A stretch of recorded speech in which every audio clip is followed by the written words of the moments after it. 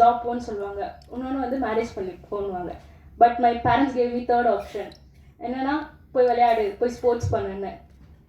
I really like to thank my father, mother and my brother. ஏன்னா அவங்க support இல்லாமல் நான் வந்து இங்கே நிற்கவும் முடியாது. ஏன்னா ஸ்போர்ட்ஸ்க்கு அலோவ் பண்ணது, என்னை சப்போர்ட் பண்ணது ஃபினான்ஷியலாகவும், என்னை ஆக்டிங்க்கு சப்போர்ட் பண்ணது எல்லாமே மை மாம் அண்ட் டேட் தான். Next I want to thank director Satish sir. எனக்கு இன்னமும் நம்ப முடியல எப்படி வந்து அவர் என்ன சூஸ் பண்ணாருன்னு. பிகாஸ் நான் பாட்டு ஸ்போர்ட்ஸ் பண்ணிட்டு இருந்தேன் அகாடமியில். 2 to 3 டைம்ஸ் வந்து அவர் அகாடமி வந்து பார்த்தாரு. And he went off. அப்புறம் என் கோச் தான் சொன்னார், உனக்கு ஆக்டிங்கில் இன்ட்ரெஸ்ட் இருக்கா அப்படின்னு கேட்டார். ஓகே சார், நானும் ஏதோ சைடு ரோல் இருக்கும், ஓகே அட்லீஸ்ட் ரியல் அட்லீஸ்ட் படுறாங்கன்னாரு. சரி ஓகே சார் அப்படின்னு சொன்னேன். அப்புறம் என் பேரண்ட்ஸ் எல்லாரையும் கூப்பிட்டு அவர் ஆஃபீஸில் பேசினார். அவர் ஆஃபீஸில் பேசுறதுக்கப்புறம் 2 days வந்து நாங்கள் வந்து எல்லாமே ரொம்ப ஷாக்டாக இருந்தோம் வீட்டில்.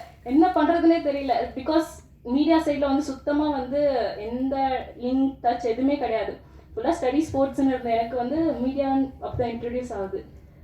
ஸோ பேரண்ட்ஸும் வந்துட்டு கேட்டாங்க, ஓகே உனக்கு இன்ட்ரெஸ்ட் இருக்கு